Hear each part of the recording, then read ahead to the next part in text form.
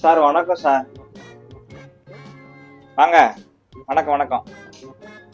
உட்காருங்க. சொல்லுங்க, என்ன பிரச்சனை? ஒரு நிமிஷம் சார். டாக்டர், என் பெயர் தருண். எனக்கு 3 செகண்ட்ல எல்லாமே மறக்கிற வியாதி இருக்கு டாக்டர்.